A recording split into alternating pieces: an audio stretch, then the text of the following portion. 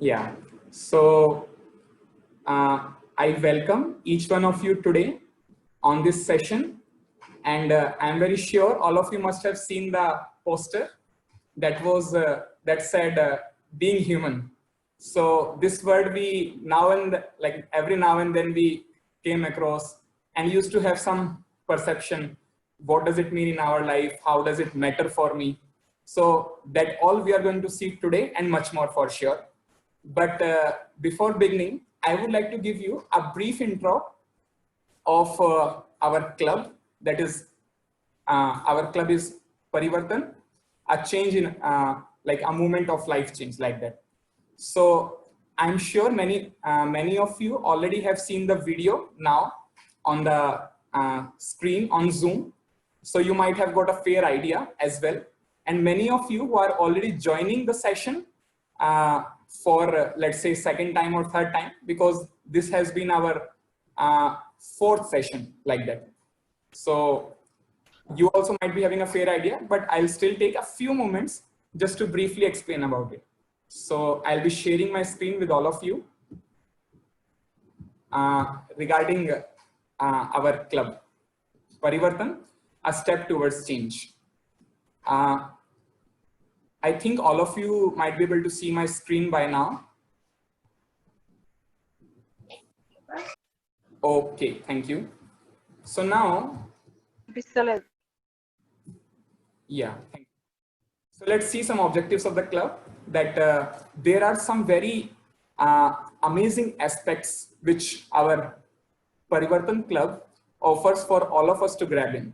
Like the first and the foremost is, it is a platform for expressing goodness. So goodness nowadays, everybody wants in their life, but they does not have a platform to exhibit it. So we will be having a very healthy, a very positive platform to exhibit goodness in our lives. Also, we'll be able to promote value-centered lifestyle. So nowadays, values actually values a lot in one's life, but generally they goes in background when we go ahead in our life with great speed. So direction is very important whenever we have to go somewhere. So values give direction to our life. So we'll be able to live a very value-centered lifestyle by following the objectives of this club. Similarly, we'll be having very amazing association. So association of people, it really matters a lot in one's life.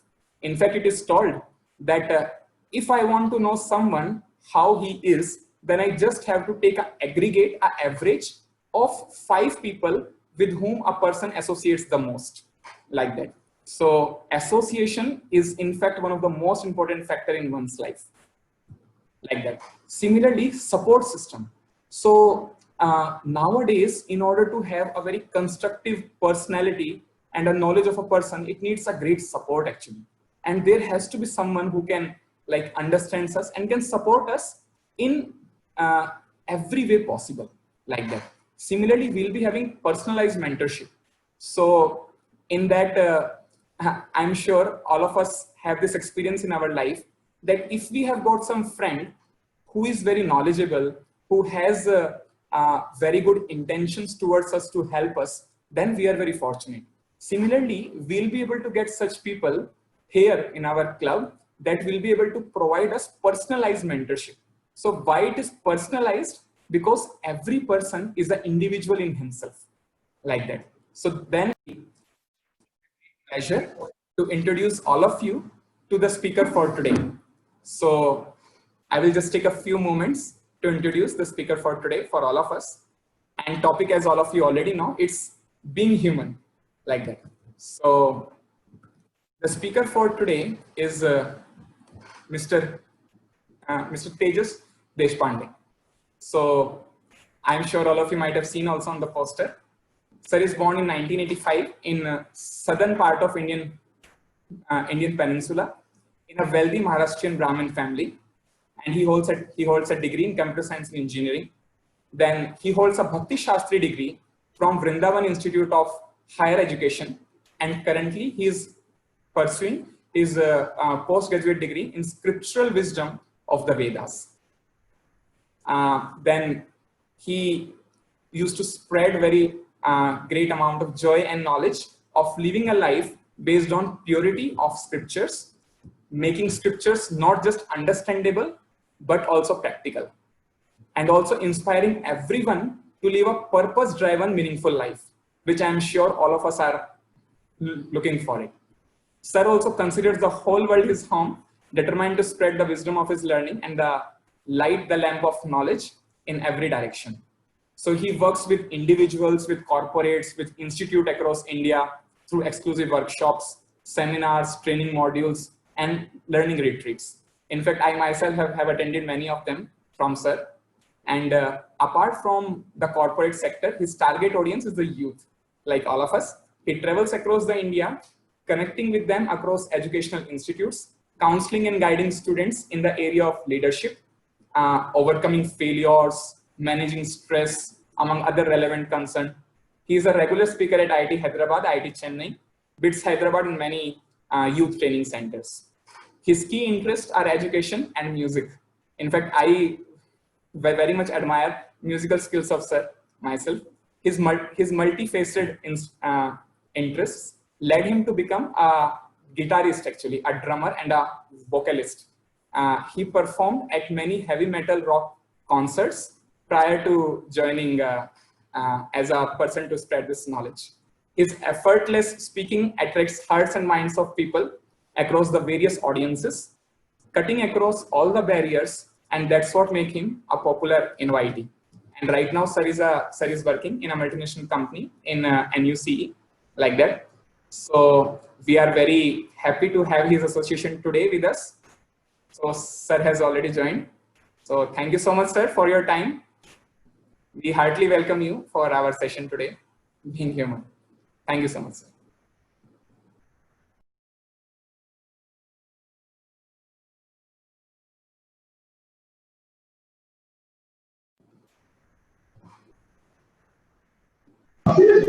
Akshay, you can make Sir as a co-host.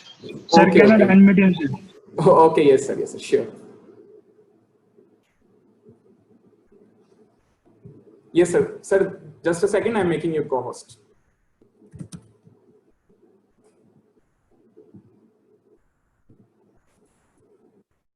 Yes, sir, you can unmute now. Okay, am I audible? Yes, sir. Okay, thank you, Akshay.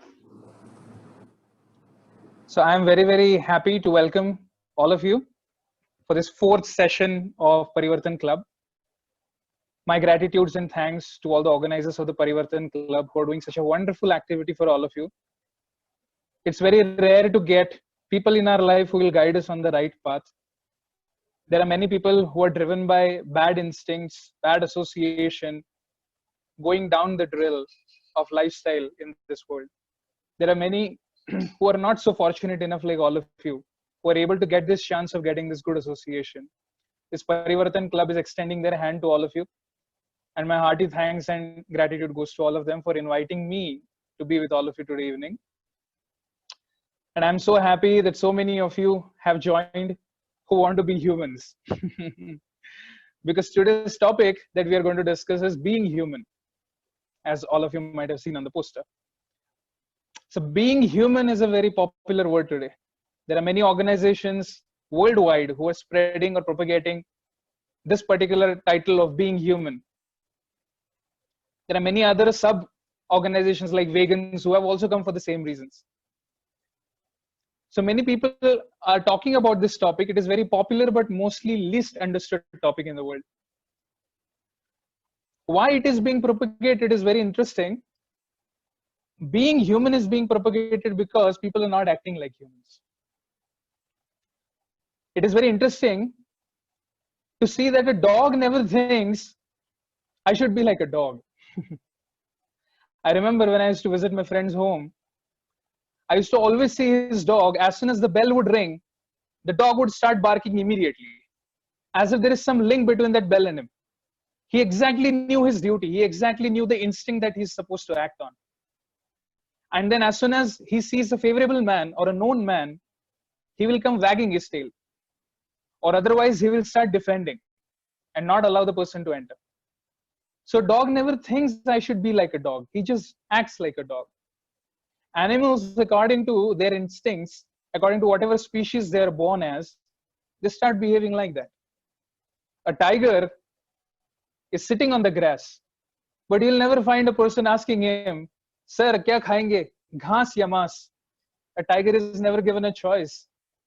Will you eat veg or will you eat non-veg?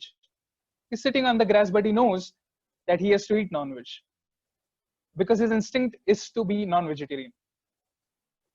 But when we go to a hotel, we get a choice where we get to exercise whether we want to be humans or not. So humans have got this special ability of choice. That's why choice in Sanskrit is known as Swatantriya Ratna. Ratna means jewel, and Swatantriya means freedom or choice.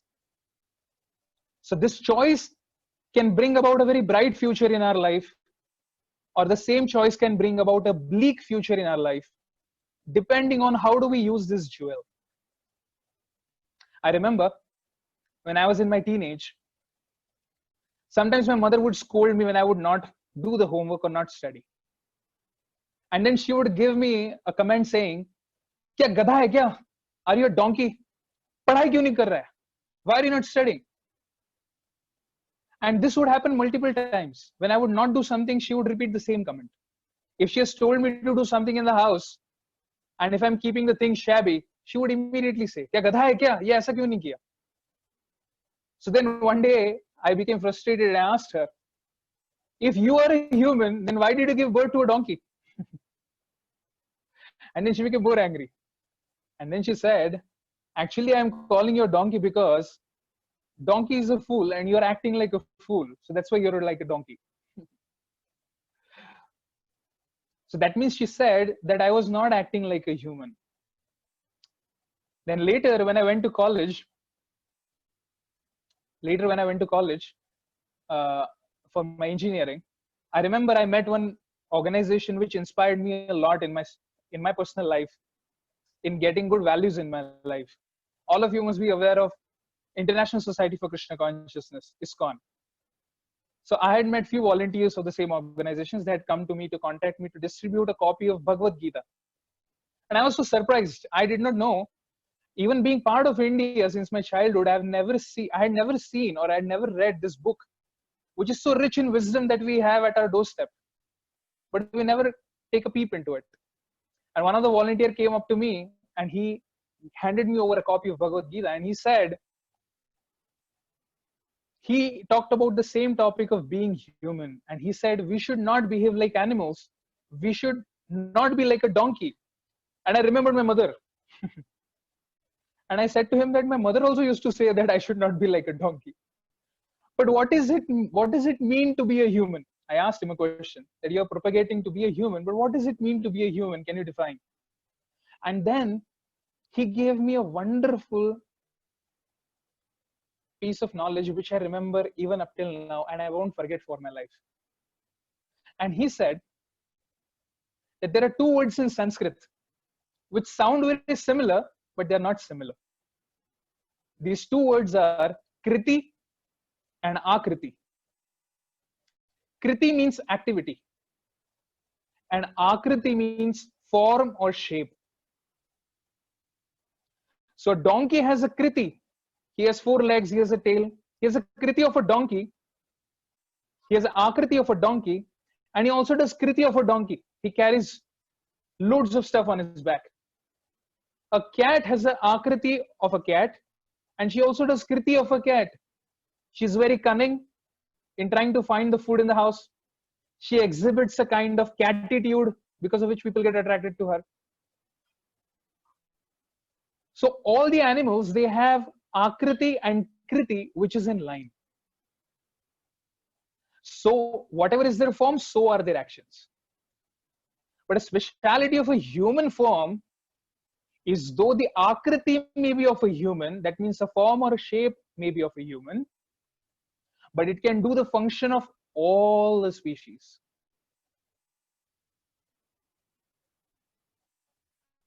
So this is very great speciality of a human. That's why you must have observed this. In human society, it's very common to call animal names to the children. Like if the children are very naughty when they're young, and they're very small, their mothers call them, "Hey monkey, why are you acting like this?" But just imagine, a mother monkey will never call her child, "Hey monkey." She will never use that slang to correct her child. But a human mother will do that. If we are not acting like a human, we'll be labeled as some animal. So what are these forms of life? Let us try to know what are these forms of life, or what are these species that we talk about. In Shastra, they're called as yoni. In our zoology or botany, you must have studied about there are different forms of life: chordates, non-chordates, porifera, coelenterata, so many. I don't remember the names now. It's long back that I had studied. But in Vedic literatures, this classification is given very specifically. Especially in Padma Purana of the Vedic literatures, it talks about these categories of species or forms of life. So in Padma Purana, it is said there are total about 84 lakh different varieties of species that exist in the nature. 8.4 million or 84 lakhs. And a very specific categorization is given. Jalaja Navalakshani. Jala means water. Ja means being born. Jalaja means living entities who are born in water. Navalakshani. There are 9 lakh varieties of aquatics. There are different kinds of species who are born in different atmospheres. Jalaja, Swedaja, Andaja, Jarayuja. There are 4 ways in which the species are born. Jalaja means the species that are born in water. Andaja means the species that are born through an egg. Swedaja, Sweda means sweat. There are living entities who are born out of sweat, like bed bugs, for example. And there are living entities who are born out of the body, Jarayuja. So there are 4 ways in which the species take birth. So it is said in Padma Purana that Jalaja Navalakshani, there are 9 lakh varieties of aquatics. Then Sthavara Lakshavimshati. Sthavara means stationary, non-moving. Lakshavimshati means 20 lakh.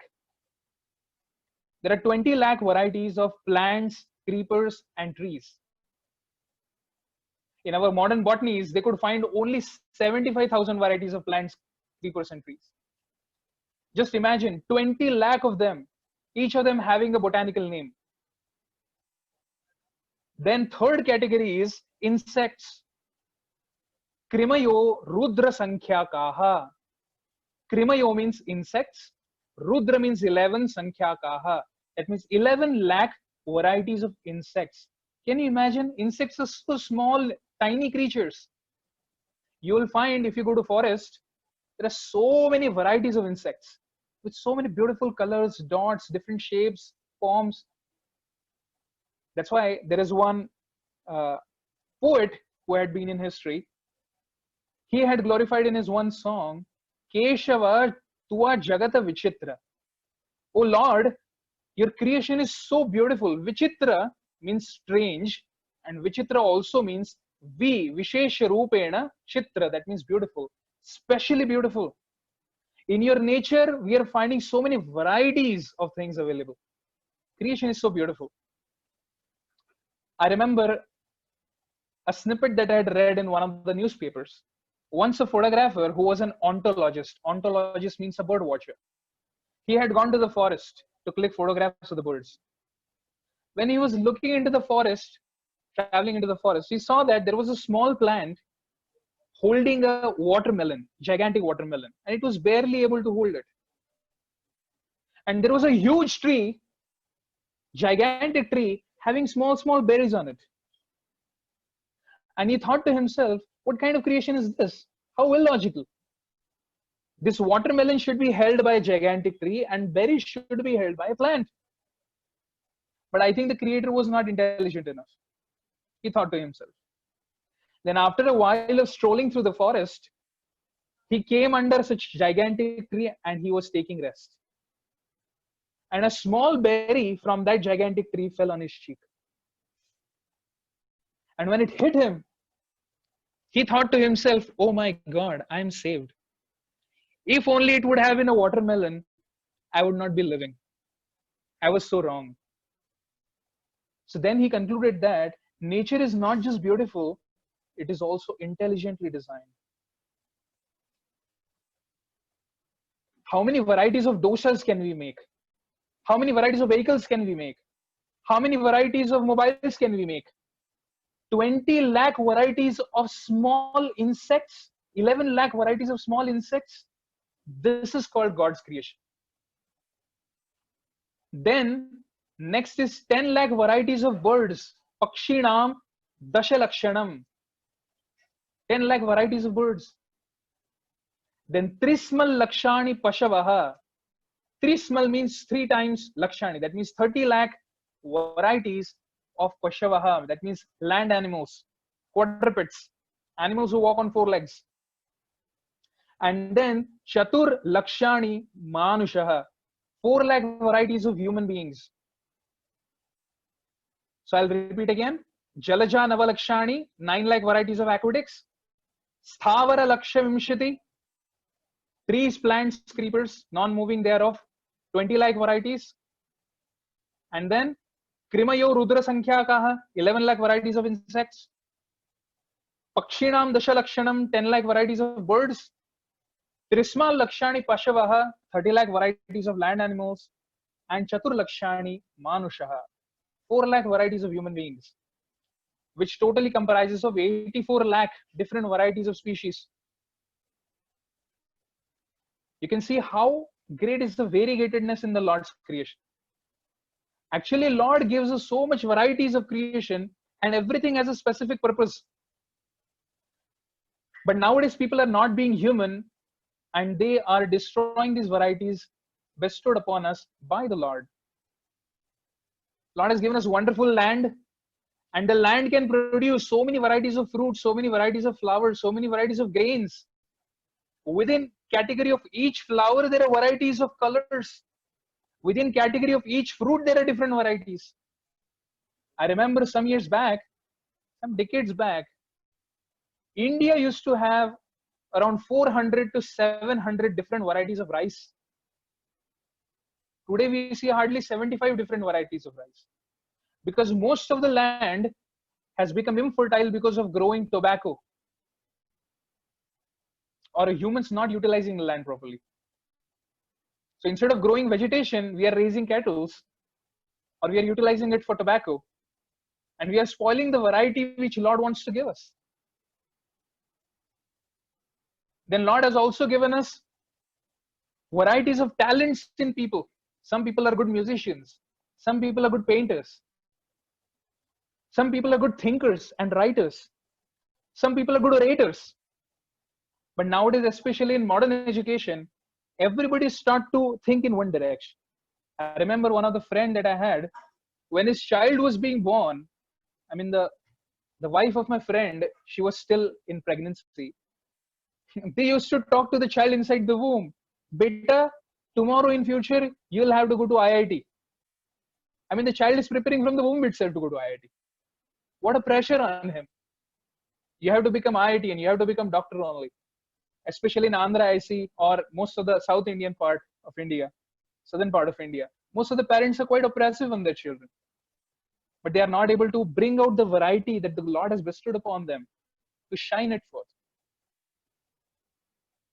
Then Lord has also given us beautiful gift of cow, mother cow. Mother cow, whatever she gives off is for the benefit of the human society. If she gives urine also, it is antiseptic. If it gives cow dung also, it is antiseptic. It cures many diseases. It gives off milk to the humans, which nourishes their brain tissue so that they can understand fine aspects of life. There are so many things that the cow gives off. And with that milk, you can prepare hundreds of varieties of foodstuffs. You can prepare paneer out of it. You can make rabdi out of it. You can make ghee out of it, you can make buttermilk out of it, you can make curd out of it, hundreds of varieties of foodstuffs. But instead of getting this variety, instead of thinking milk is the miracle food, they're thinking cow is the miracle food, and they're eating cow and losing on all the variety. Lord has bestowed upon men and women different talents. I remember in one of the houses that I had gone of my friend, he had a small baby, few months old, and the baby started crying in the room. And I remember there were few men apart from me in that room, including my friend, and there were no ladies. All ladies were inside of the house doing some household chores, and the baby was put in a jhula, put in a swing, and the baby started crying, and none of the men, including me, could pacify him. At one point of time, my friend became so upset that he started shouting on the baby, "Don't shout, don't cry, don't cry." But he couldn't stop the crying of the baby. But as soon as the mother came from inside, she picked up the baby and took it to a balcony. And the baby stopped crying. And then we asked her, "What is the magic that you did?" And she said, "The baby was feeling suffocated among all of you. He was not having proper air to breathe.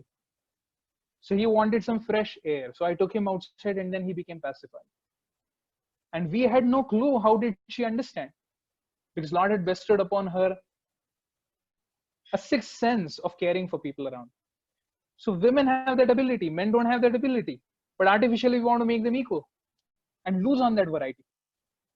So like that, Lord has different varieties of species also in this creation.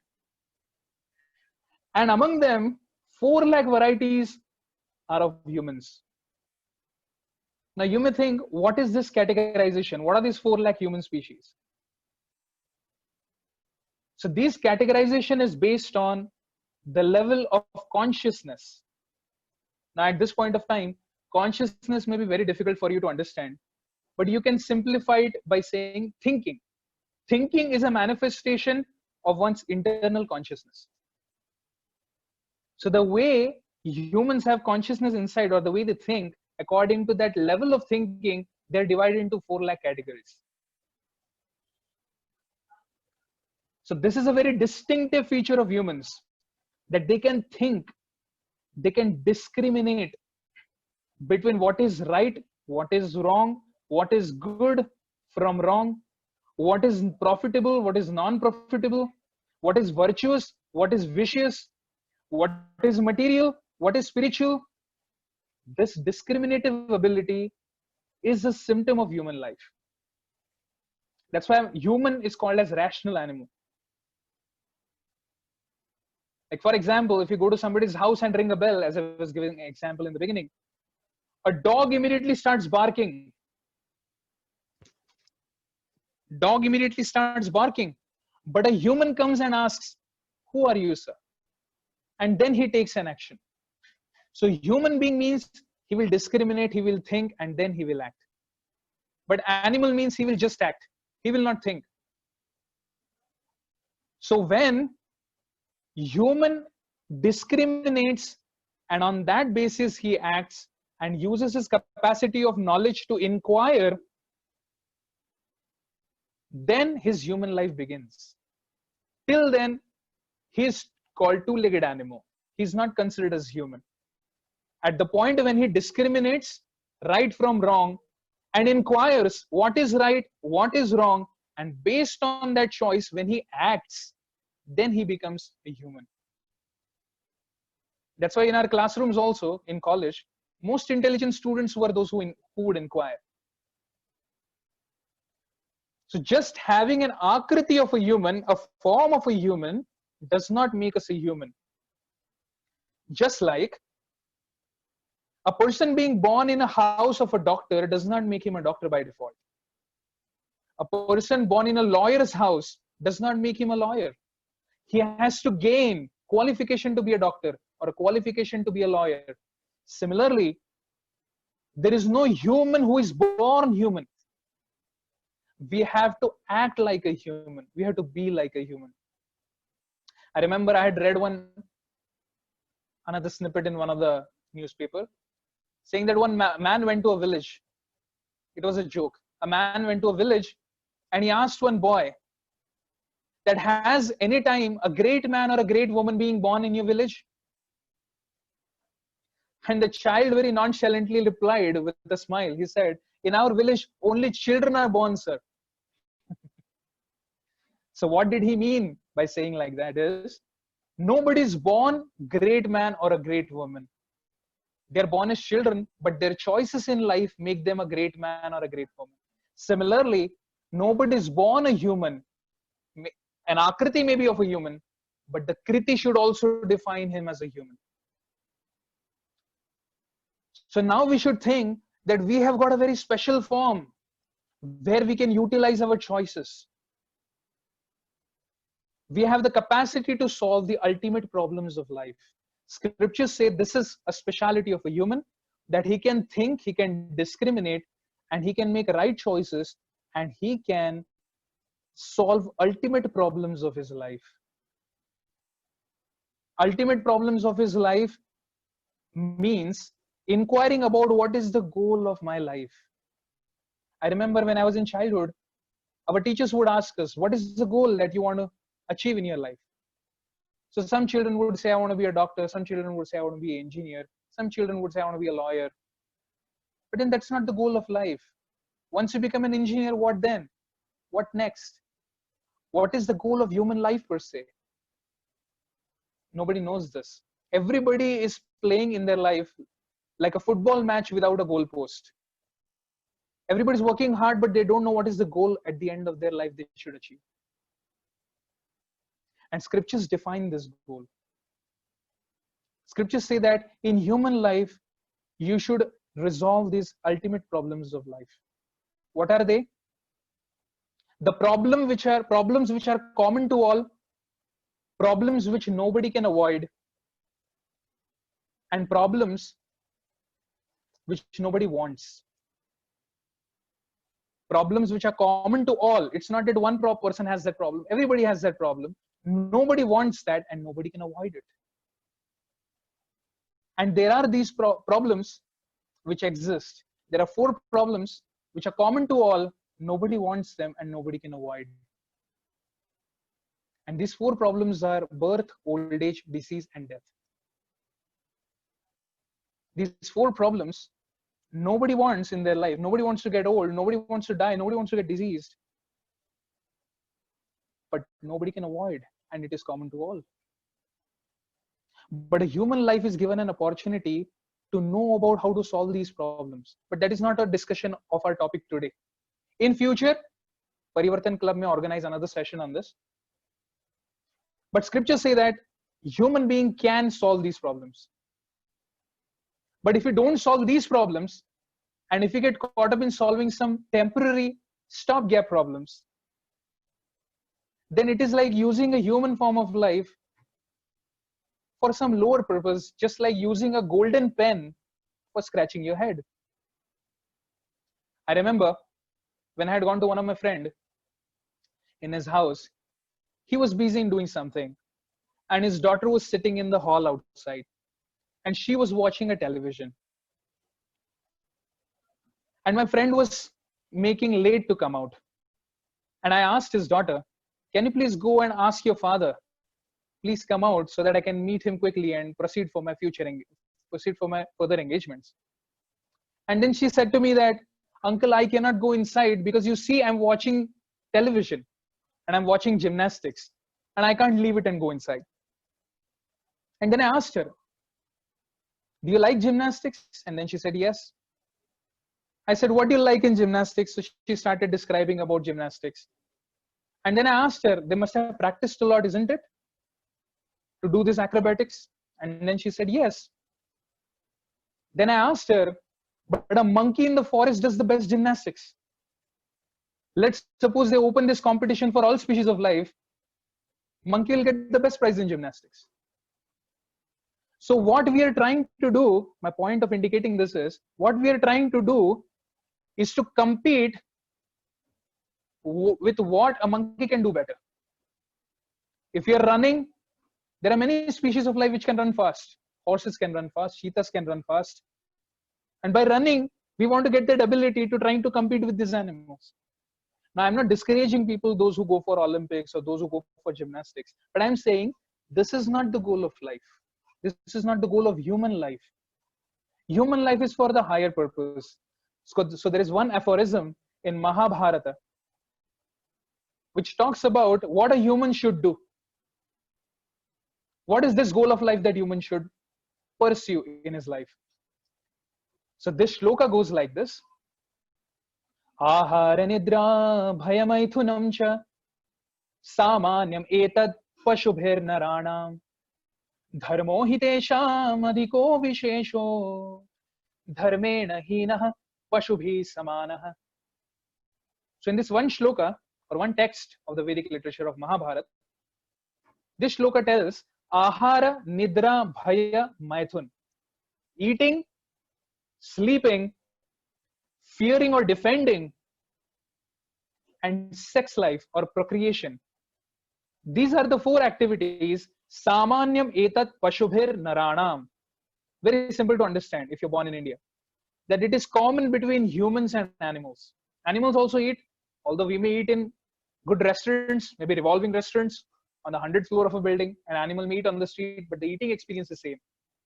Nidra, sleeping. We also sleep, the animal also sleeps. In fact, sometimes the rich people are not able to sleep, even with sleeping pills, into their AC rooms.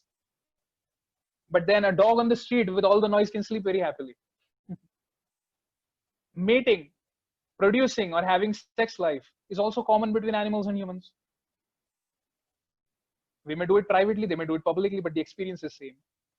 And defending of oneself or of one's ego or one's body is also same in animals and humans.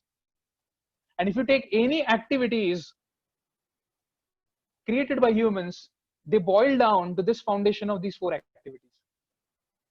We nothing but do these four activities in human life. You take any pursuits of life, you may say, okay, we have entertainment, we have movies. But in the movies, what are the two important scenes? If they're not there, the movie won't run or movie won't be popular. That is stunts or violence and sex. That is defending and mating. We have football, we have cricket, we have so many sports. But then every player in the sport is on the spotlight and he wants to defend his position of being the best sportsman. That is also defending. We have space research. We are searching for space in the creation for living. But then what will we do when we have more space? Eating, sleeping, mating, defending. So our all activities or pursuits in human life are geared up for doing these four activities, which are common between humans and animals. We're just doing the better way. So scriptures say that if anybody does these four only as a goal of life, then he's no better than deluxe edition of animal. That means he's just sophisticated animal. But then the next two lines in the shloka talk about what makes a human special. And they say, Dharmena hinaha pashubhi samanaha. If the human being is devoid of dharma, performing dharma, then he's no better than two-legged animal. Now what is this dharma? Dharma means inquiry. Inquiry about higher truths of life. What are these higher truths of life? See, this inquiry has been sown as a seed in our hearts since our childhood. All of you might remember that when we were in school, we were taught this first poem. Twinkle, twinkle, little star, how I wonder what you are. Up above the world so high, like a diamond in the sky. This song itself sows the seed of inquiry in our heart. Twinkle, twinkle, little star, how I wonder what you are. What is this star in the sky? What kind of space is this above us? Who are we? Who am I?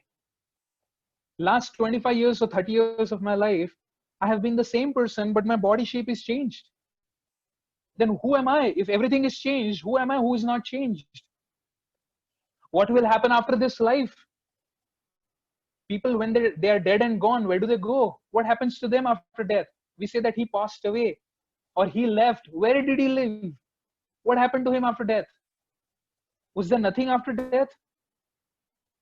What is this world about? Who has organized this creation? When we go into somebody's house, let's say you go to see a house, and you open the door and you see that everything is shabby. There is all dust around. There are cobwebs around. There are broken wood stuffs. And there are cockroaches running around, rats running around. You will know that there is nobody living here. It must have been some storeroom, or it is an abandoned place since many, many days.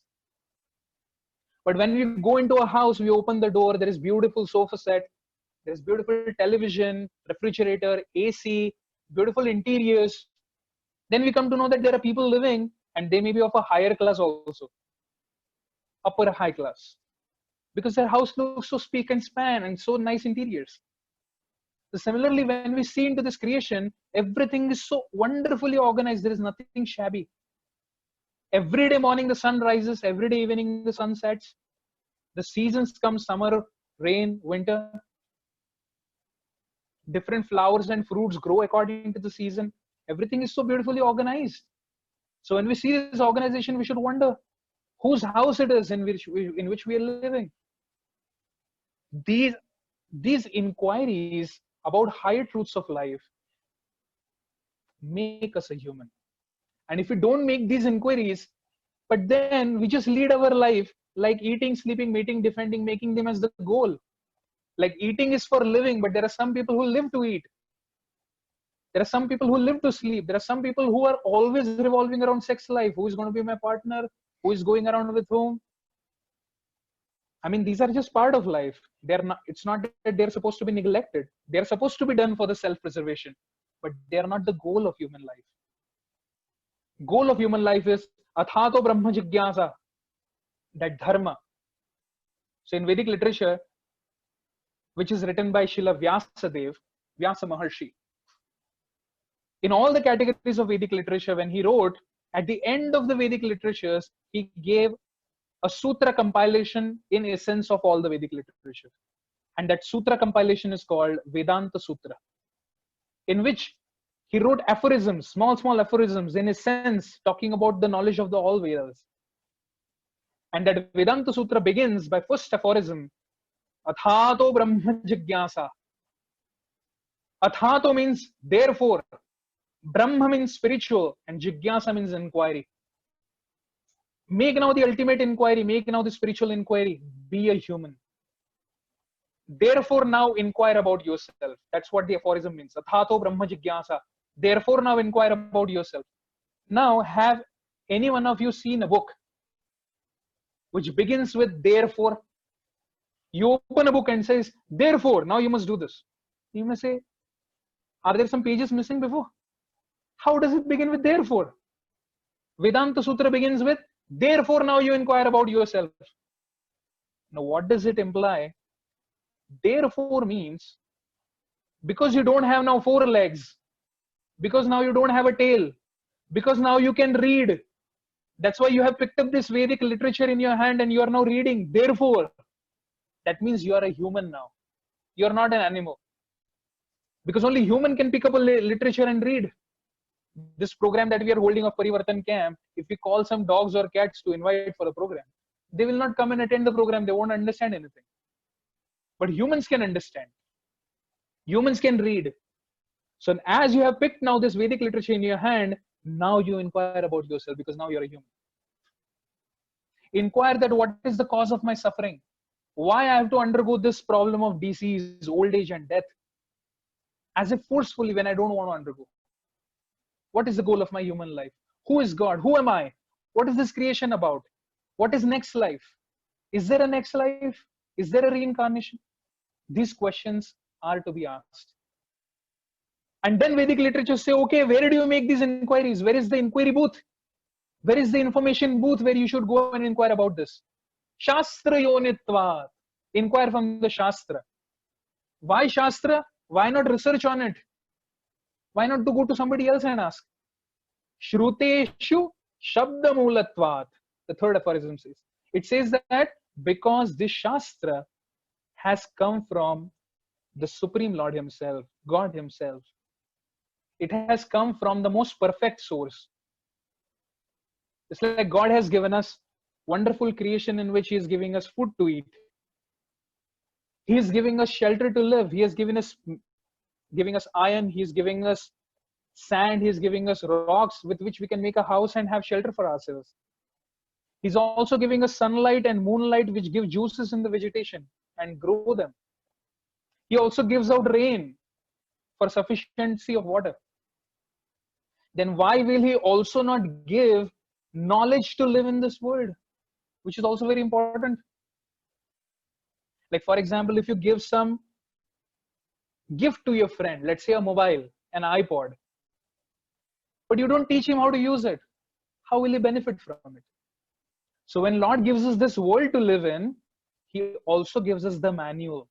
He also gives us knowledge to live in. And he gives us the purpose to live in this world. So that's why, Athato Brahma Jigyasa, inquire about yourself. Where do you inquire? Shastra Yonitvad, inquire from Shastra. Why? Because Shruteshu Shabda Mulatvad. Because they are from the perfect source. Otherwise, eating, sleeping, mating, and defending can be done by animals more better than us. Elephants can eat tons and tons of food a day without any pills of for constipation or stomach problems. In fact, animals know how to better live in this world even without getting educated. If you see now, the rainy season is beginning. Many places now rains are coming forth. Now, before the rains begin, around 15 to 20 days before, the spider starts coming inside the house and making the causes inside the house. Because spiders understand now there is rain and I can't live outside. Now I have to hide somewhere inside. This is what one of the signs that rains are going to come. If you throw an oily puri to a cat or a dog, you can see that they smell it and they understand that it is not good for stomach and they won't eat. They have intuitive ability how to live in this world. But a man understands that it is harmful for the stomach, but he'll still eat it, misutilizing his choice.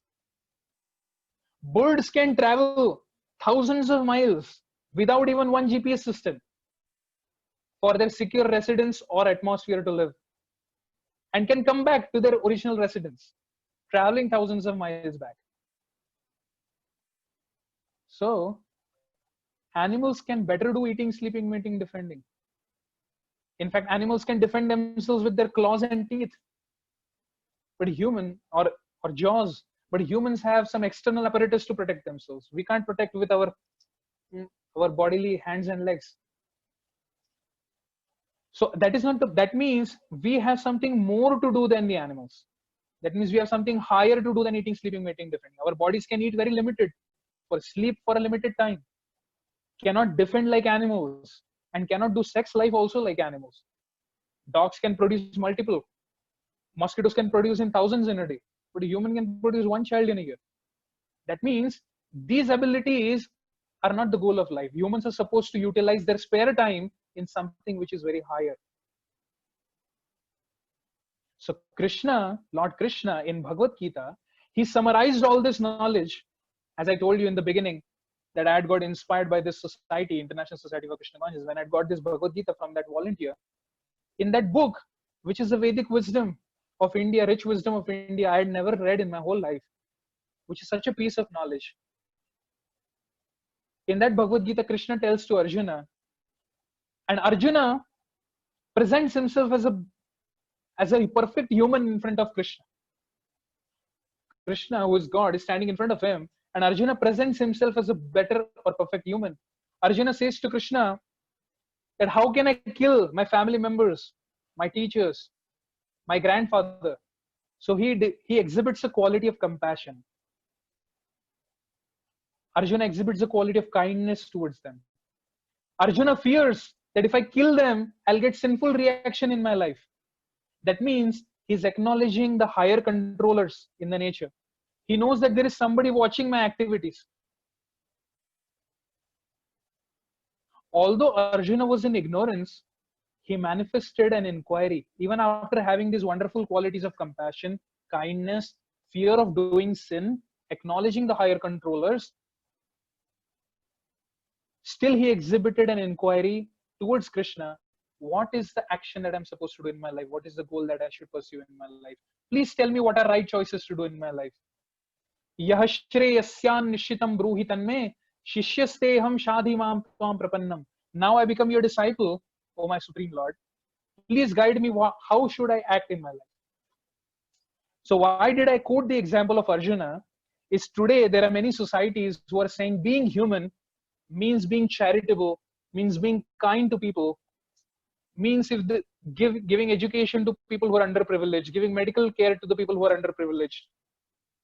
But this is just 50% being human. 100% being human means even after having charitable nature, even after having kind nature, even after having helping hand towards the others, making an inquiry also along with it about higher truths of life.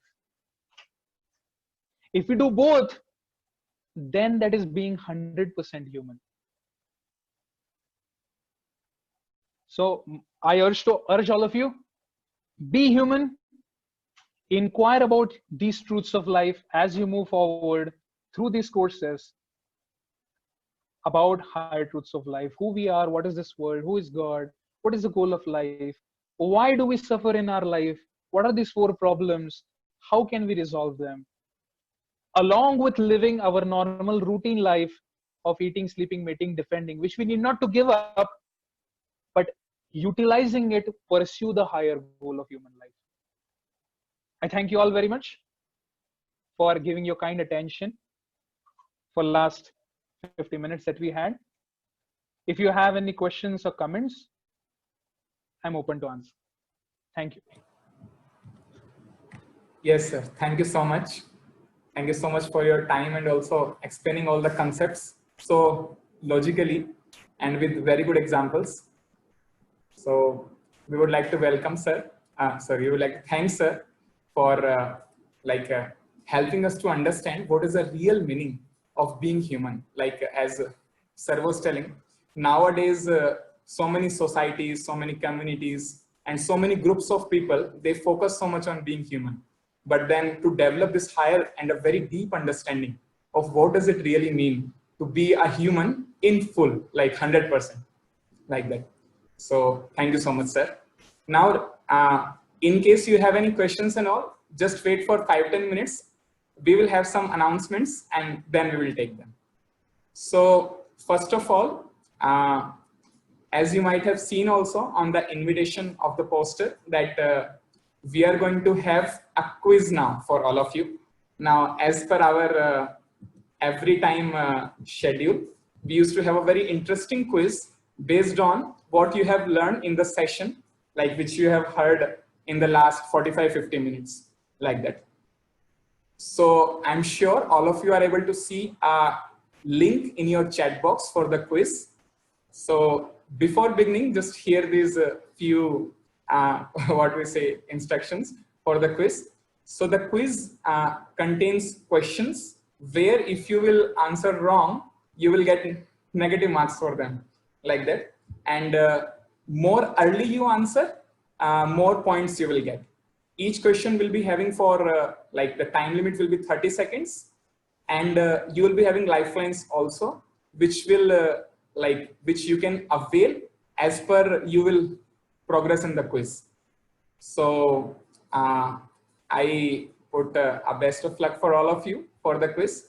All of you can go ahead. Please take your time. It will not take more than 4 or 5 minutes. Just complete it and be back, because we'll be announcing the results also now after 5-10 minutes, that who are the toppers, and the toppers will get special goodies from the side of our club, like that. So thank you so much. I'll pause here for 5 minutes. All of you can take your time and quickly click on the link and attempt the quiz.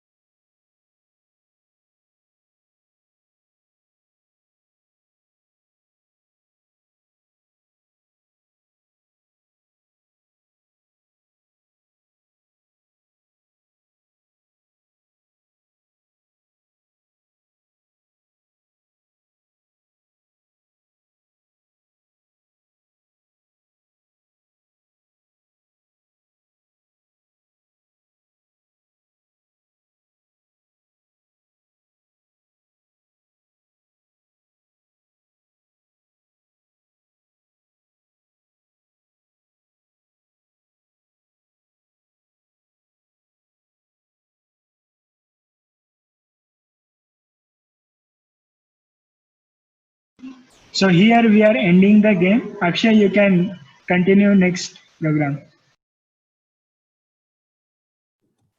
Yes, sir.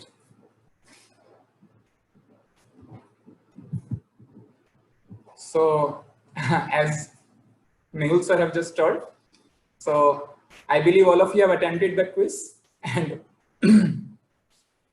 would have found it very interesting. So results also will announce, but before that, I would like a few. Okay, results also is there with us.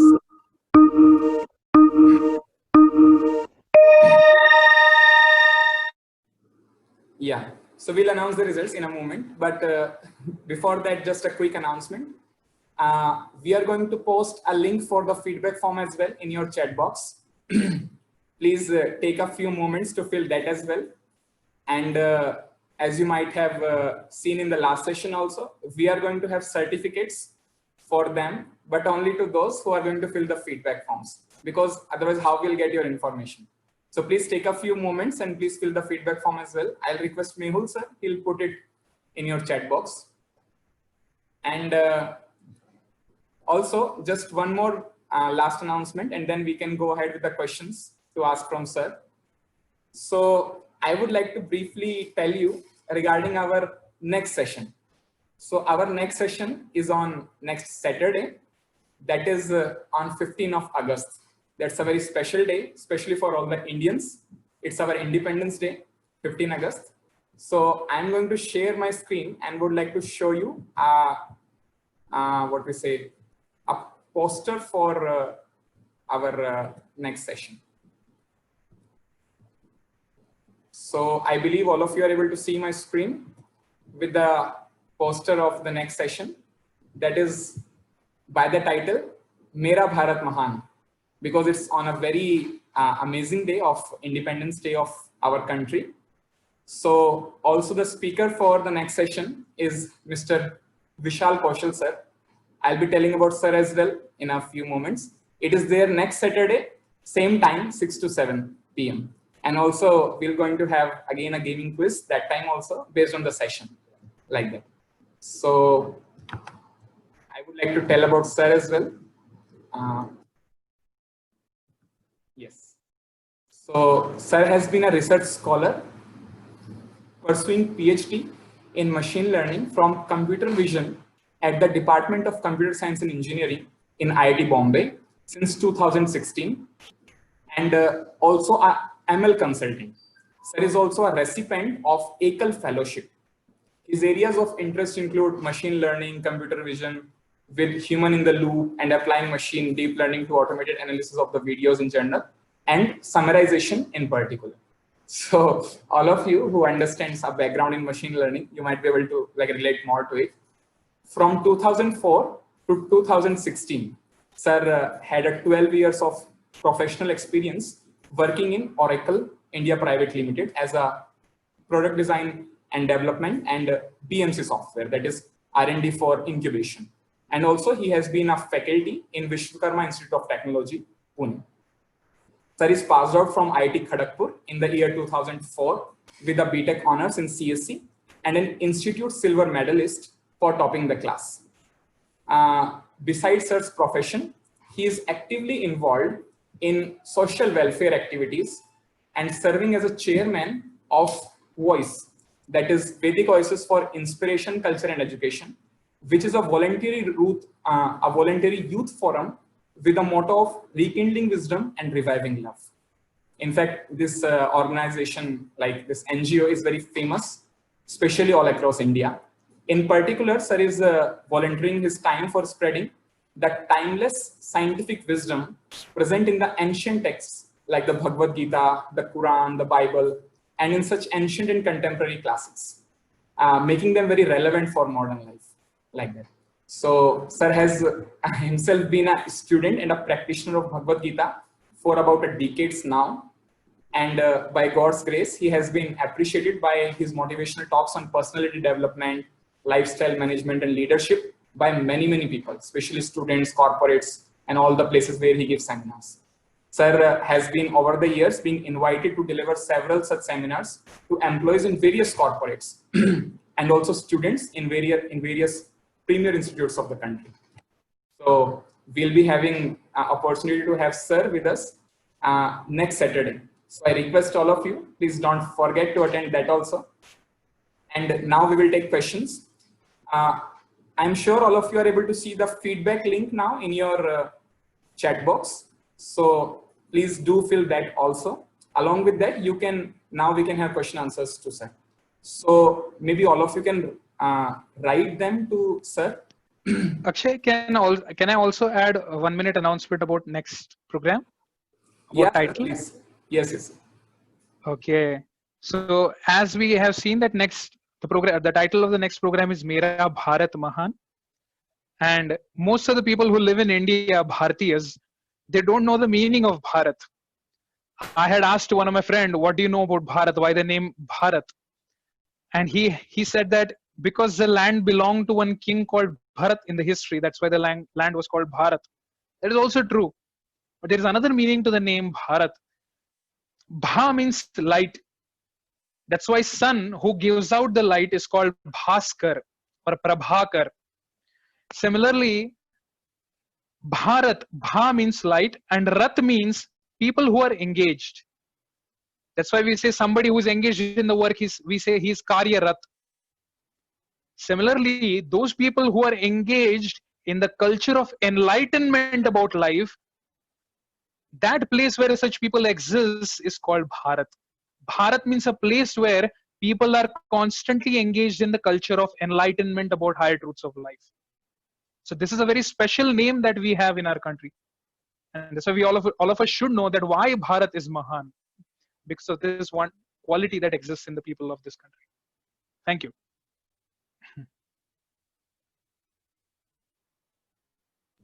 Yeah, thank you, sir. So now we'll have quick questions. In case you have any, you can quickly write down in a chat box to sir directly.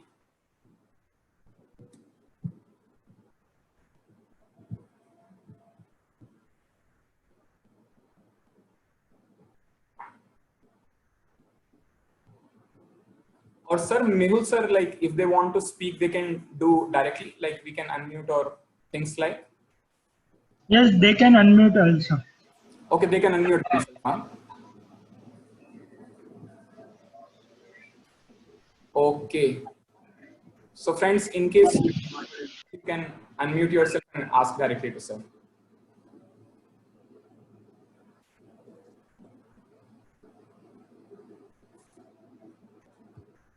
Someone is asking, they can simply raise their hand and maybe if they are not able to unmute, I'll unmute.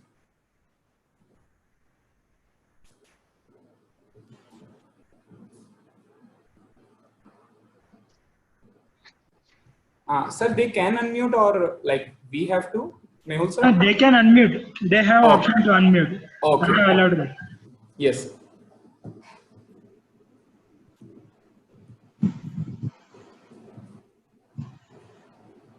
Hare Krishna, Prabhuji. Yes. Prabhuji, what is the best way to engage ourselves with positivity? With positivity. Yes, Prabhuji. Okay. So see, best way is by doing ABCDs of life good. We should always remember the ABCDs of life to be positive in life. A stands for association.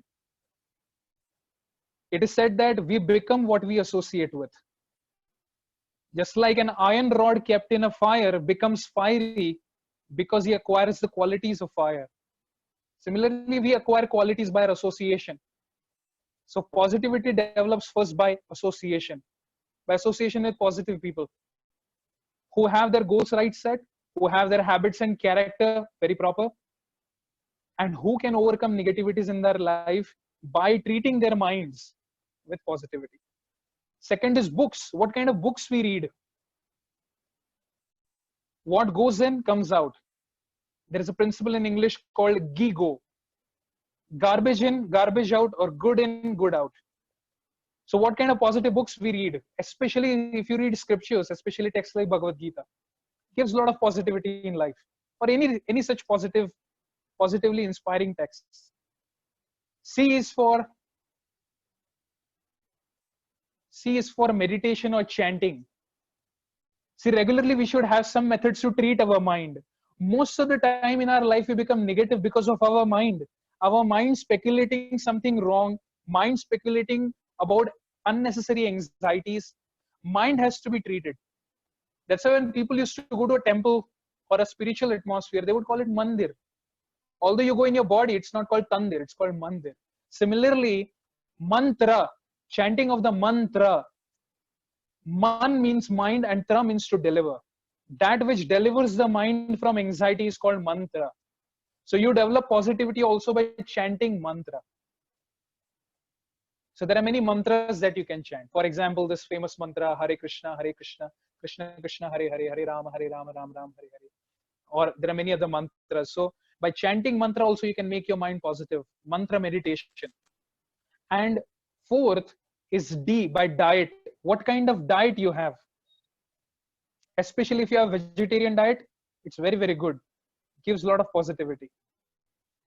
Non-vegetarian diet gives a lot of violence and negativity. So if you set this first ABCD right, much of the positivity in your life will change. So you'll become positive in your life. Association, books, chanting of mantras, and diet that you keep. Thank you. Hare Krishna, Prabhuji, Dandat Pranam. Yes.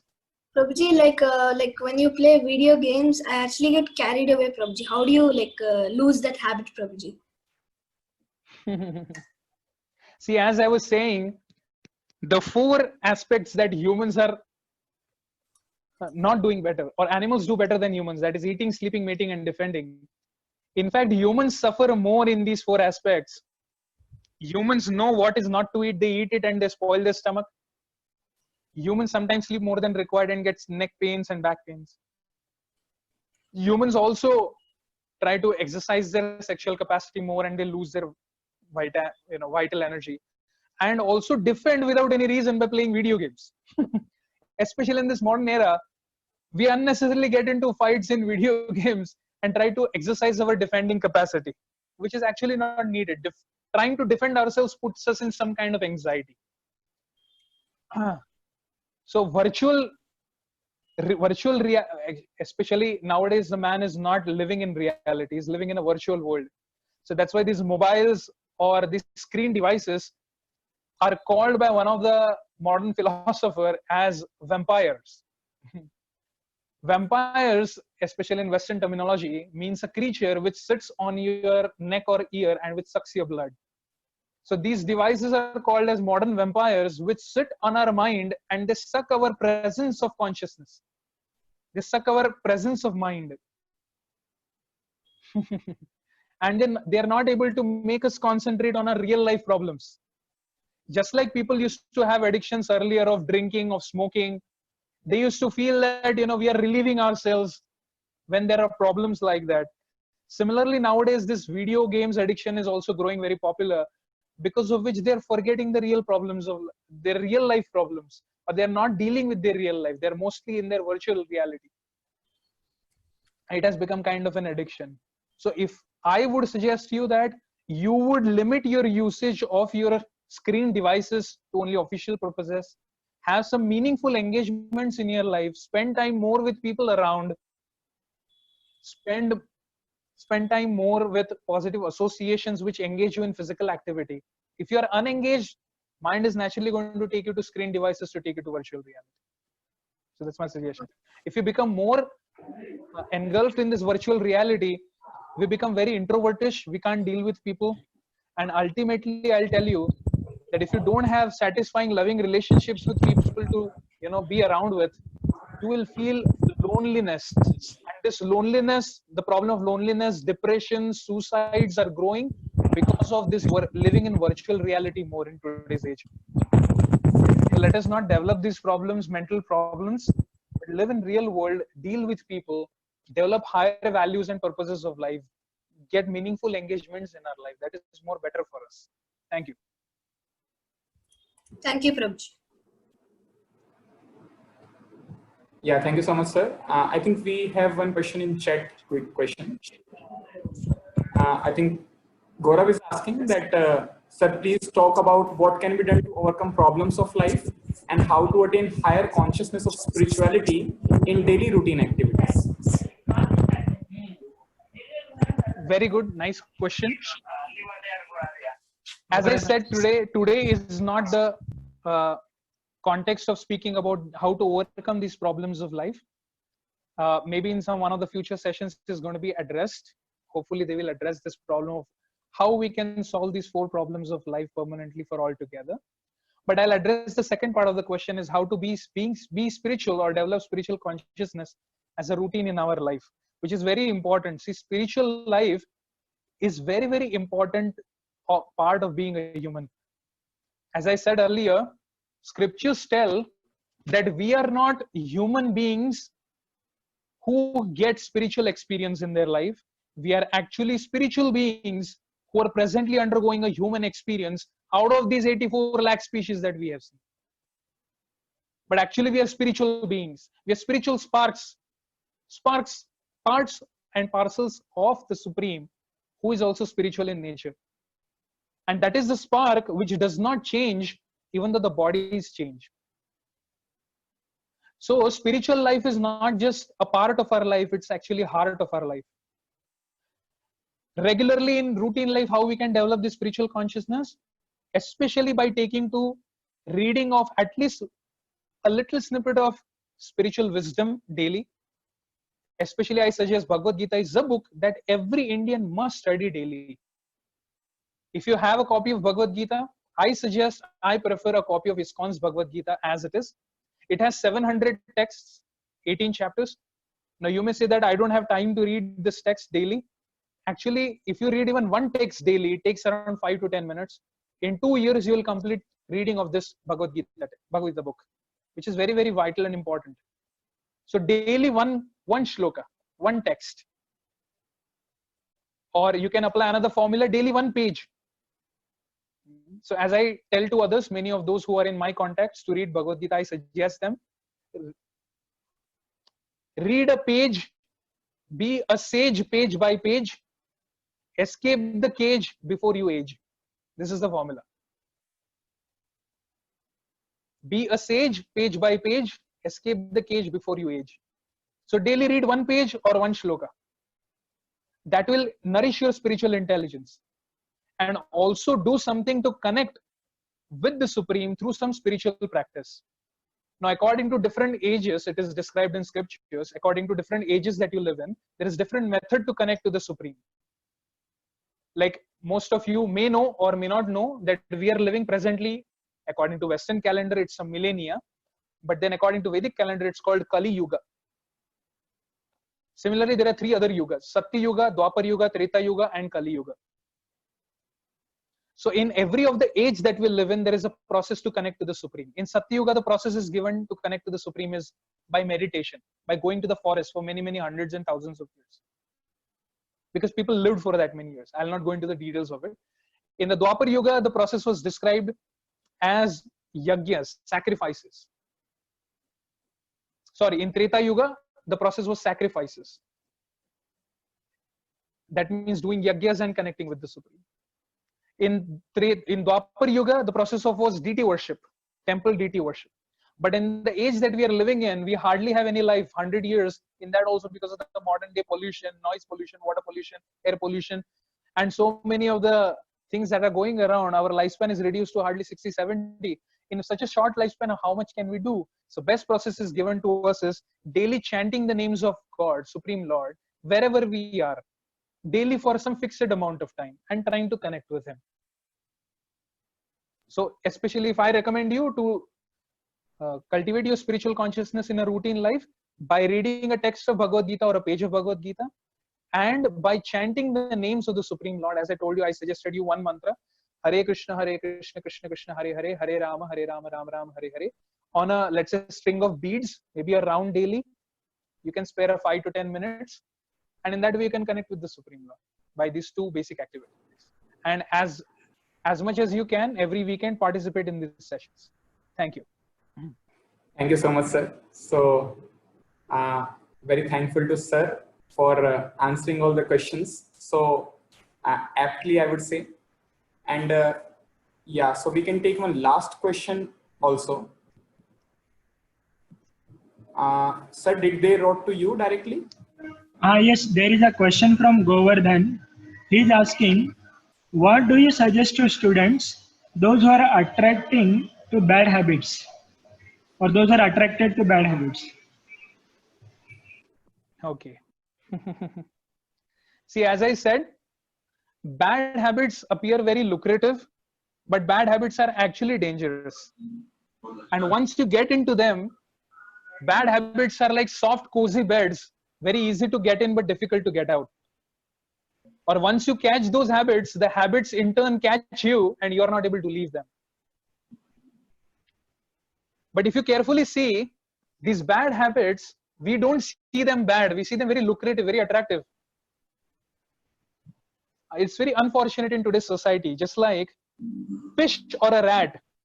Let's say the fishermen who go for fishing the fish from the sea or from the river, they attach a bait to a hook and they throw that bait into the water, and the fish thinks that this is my bait for eating, this is my food for eating, and it comes and starts eating and then gets hooked and then pulled out of the water.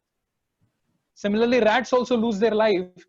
Sometimes they keep a mouse trap, and in the mouse trap they have cheese or some sweet items for attracting the rats, and when the rat comes to eat, tuck from the behind, the trap gets closed and the mouse is trapped inside.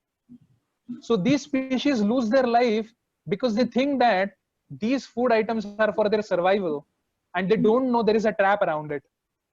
They have no intelligence to understand it. But unfortunately, humans are the only species who understand that, and they know that there is a trap, but they still willingly take the trap to die. Like, for example, one of the bad habits is smoking cigarette. Now, on the packet of the cigarette itself, it is written, smoking is injurious. This was the early times. Now it comes, tobacco kills. It's not just injurious. They want to hype the reality by saying it kills. Although he knows that it is a trap, he will go for it.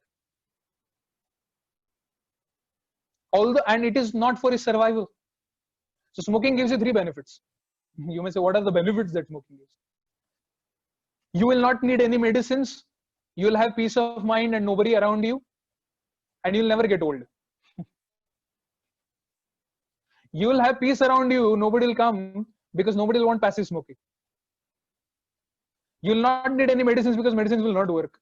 And you will never become old because you'll die young. Smoking creates holes in your pockets as well as lungs. And the way they'll advertise smoking is, they'll have a person smoking a cigarette and he'll say, oh, cool. So there is one organization called Alcohol Anonymous. They had said that cigarette is a piece of paper which has on one side fire and on another side a fool who thinks that smoking is cool when he's taking in fire. So the people, they don't understand what they do. If only they're educated about bad habits, they can be saved from it, and at the very early stages. Before they catch the bad habits, they have to be educated. Especially liquor. Now drinking liquor is also another bad habit. They think that by drinking liquor, they'll come out of depression, but the liquor itself is a depressive ingredient because it's a fermented juice. According to science, fermented things create depression in the mind. So it causes liver cirrhosis, it loses a presence of mind, the person goes crazy, and it is harmful for the body. So bad habits are not communicated as bad, they're communicated as lucrative advertisements. And most of the times people also take to these habits just to be one of the people in the group. They want to be socially accepted, they don't want to be socially outcast. In the beginning, when you try smoking, you cough. In the beginning, when you drink liquor, it's bitter. It's pathetically bitter. It does not taste good. My friends used to tell me in the college when I used to be there that be a man, drink a bottle of wine and not vomit. Now, why will a person vomit if it is relishable? He will vomit if it is not relishable. And tolerating the vomit does not mean you're a man. But tolerating the habit which is harmful, that means a man. So unfortunately, because of the social propaganda around, we pick up this bad habit just to be one of them. But all the things that are popular are not right, and all the things that are right are never popular. So we should walk the path that is right and not the popular one. So we should know what bad habits are, how harmful they are, and by knowledge we should stay away from it, and we should not get trapped in this propaganda of popularization or trends. Thank you. That's brief.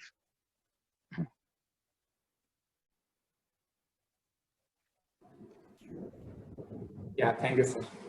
So now we have the results ready with us. So as all of you can see on your screen, the first rank goes to Aarti with 6,070 points. Very amazing. The next rank goes to Vishwakarma with 5,990 points. Very close, what we say, competition like that. The third rank goes to Apurva with again 5,920 points. Then Suman by 5,740 points. Then Divya, then Himanshu, then Vedya, Sandeep, with very close competition, all in the range of 5,000 plus points. And then Sanjay, Ajay. So till 10th rank we will take. And so a big round of applause for everyone for sure for scoring such good rank with very high points indeed. And I would say, so all the toppers, they are going to receive goodies from our side of our club. And we also like to thank sir a lot for taking out so much time and answering almost each and every question like which came up after the discussion. And yeah, so all of you, those who have got ranked till 10, they have to send their address, their name and their phone number on our WhatsApp. I'm sure all of you might have been like connected to some or other WhatsApp group.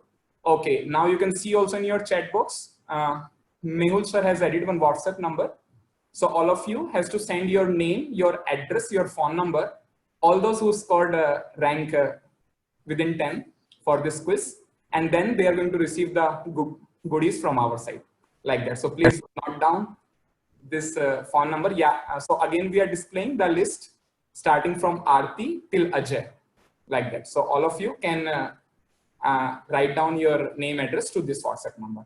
And I believe all of you must have filled the feedback form as well, because that will mark as details for you to get the certificate. In case like I'm like receiving some messages on chat that you have not received the certificates from last few sessions, we have like we'll be sending it an e-certificate.